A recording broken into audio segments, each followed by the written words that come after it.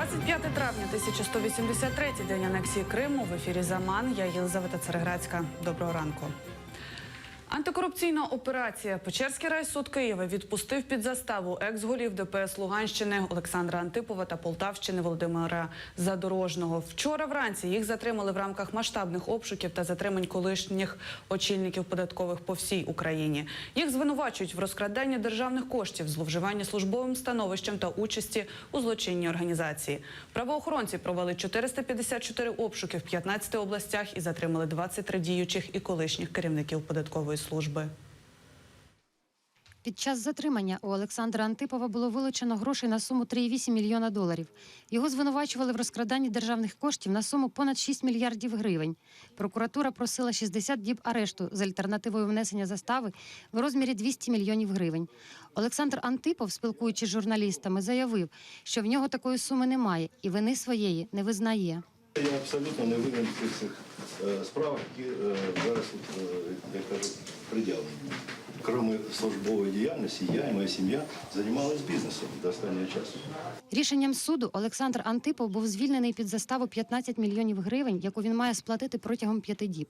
Антипов зобов'язаний носити електронний браслет та здати закордонні паспорти на 2 місяці. За словами прокурора Савчака, сума, внесена в обвинуваченні Антипову, не найбільша з числа затриманих посадовців. Є підозрювані, які визначено розмір застави понад 350 мільйонів. Ляля Озерчук, Олексій Шандра, Заман, АТР.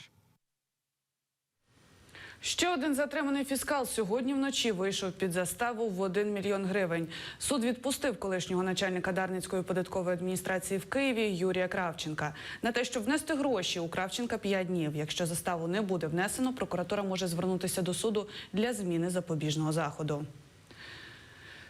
Щонайменше 3 людини загинули внаслідок теракту в столиці Індонезії Джакарті. Ще 10 були поранені. Вибухи прогриміли біля 9-ї вечора на автобусній зупинці.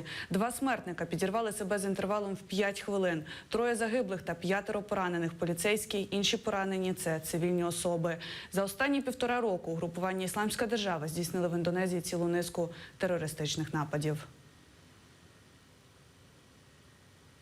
В одному з кварталів Манчестера у Великій Британії пройшла спецоперація правоохоронців. Аматор зафіксував її на відео і виклав в інтернет. Поліцейський спецназ, озброєний автоматами, оточує, а потім вривається в житловий багатоквартирний будинок в центрі міста. У вівторок поліція затримала одного підозрюваного по справі про теракт на Манчестер-арені. В середу були затримані ще 3. Теракт в Манчестері скоїв 22-річний Салман Абедів, вважає поліція. Він народився у Великій Британії в родині біженців з Лівії.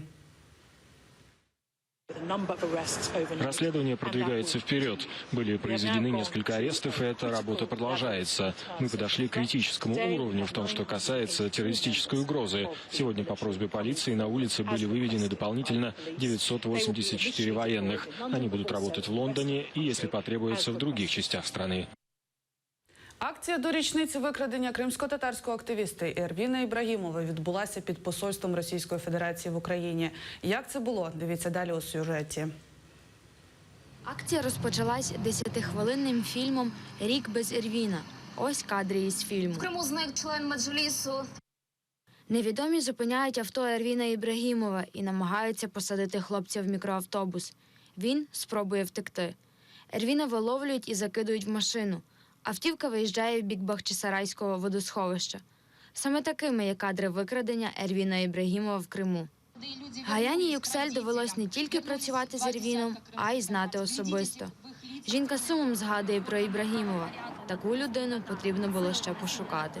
Вы знаете, в нем не было никакого высокомерия, какого-то чванства или какого-то зазнайства, потому что многие люди, к сожалению, от получения должностей теряют вот эту вот реальность, и в них появляются такие не очень хорошие качества. В Эрвине этого не было. Он каким был обычным крымским татарином, очень воспитанным, очень деликатным, таким и остался.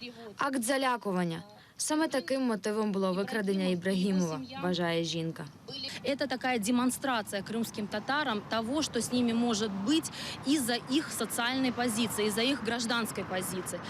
Батько Ервіна, Умер Ібрагімов, дякує всім, хто долучився до акції. Спілкування з ним відбувається онлайн через скайп. В голосі мужчини чути сльози. Живу, чесно говоря, одною надіждою. Окрім Ервіна, на акції згадують про інших зниклих. На цих табличках імена усіх, хто пропав безвісти в Криму. За словами активістки організації «Кримсос» Євгенії Андріюк, це вже не перший раз, коли вони виходять на акції. Проте від російської сторони ніякої реакції вони так і не отримали. К сожалению, никакой там официальной реакции, которой мы бы хотели. Например, мы в самый первый раз, когда вышли, отправили также официальное письмо в посольство и консулу Российской Федерации здесь с тем, чтобы вот происходят такие случаи, объясните, что происходит. К сожалению, никакого ответа на то письмо мы и не получили, так же, как и на другие подобные письма, которые мы отправляли в государственные органы России. Акція тривала близько години. За словами організаторів, вони будуть виходити на такі події доти, всі зниклі не знайдуться. Діана Матвіїв, Ельдар Тарахташ, Заман, АТР. А у ці хвилини під стінами Верховної Ради України проходить акція під назвою «Сучасна українська медицина». Там зараз знаходиться наша журналістка Катерина Буцхрікідзе. Катерино, розкажи, будь ласка, що там зараз відбувається?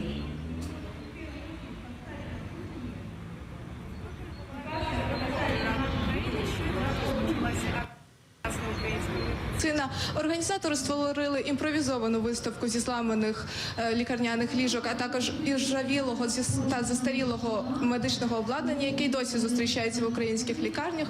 Багато людей прийшли з плакатами. Поруч зі мною зараз знаходиться один з організаторів акції Дмитро Шерембей.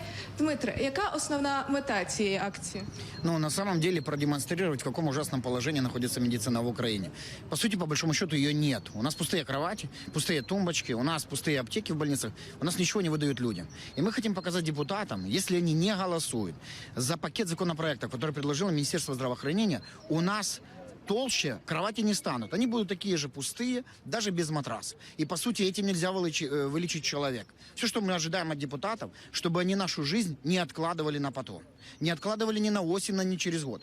Проголосовали за нашу жизнь сейчас, и мы уже в этом году увидим, как может видоизмениться система здравоохранения. Дякую. Наразі це все. Детальніше у наступних випусках «Заман». Дякуємо, Катерино.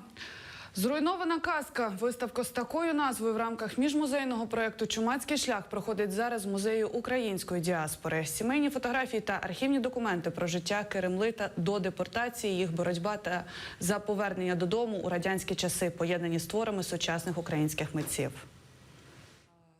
Таміла Ібраїм розповідає, її бабуся була депортована разом з 4 дітьми, а дідусю-фронтовику дали 3 доби, щоб залишити Крим.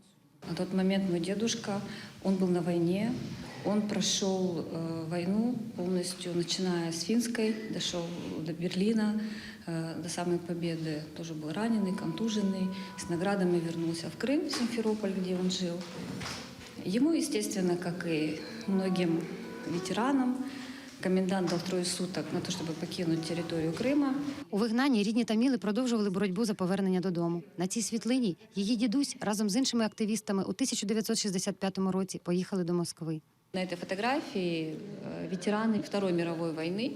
Там есть и мужчины, и женщины, которые прошли войну. И вот вместе с Амитханом Султаном, во главе с ним, они приехали в Москву с обращением ЦК о том, что восстановление наших прав и восстановление справедливости. А це справжнє свідоцтво про народження рідних Таміли. Ось це видане в 1940 році. Воно виписане кримсько-татарською мовою, латинськими літерами. А це свідоцтво 41-го року, вже кирилицею. В 95-му році Таміла отримала витяг з архівної справи НКВС про опис майна родини на наступний день після депортації. 1 корова, 1 теля, 3 ягнят, ячмінь, дім, сарай, лопата, шафа. На стендах сімейні світлини ще 3 кримсько-татарських родин. Історія цієї родини може здатися типовою. Наприклад, бабуся Шамільова Фатіма, вона померла в потязі під час депортації, а натомість її дочка Шамільова Гульнар, вона вижила. І на цих 2 колажах ми можемо бачити історію цієї родини спочатку в Узбекистані, а потім в Криму. Вони отримали можливість досить рано повернутися в Крим, в 67-му році. На цих світлинах ми можемо бачити історію їхньої боротьби в Криму за право жити там.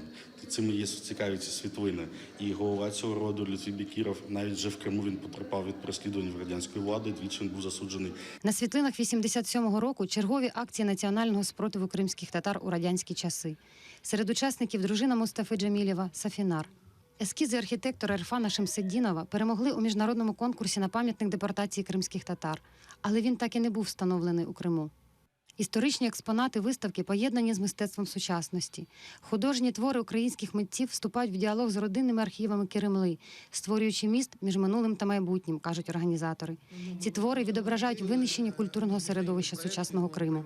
Витіснення кримського корінного народу привело не заміщення це російською культурою. Ми показуємо те, що приїхала досить необразована спільнота, яка використовувала Крим найперше в якості військової бази, а по-друге в якості дачі.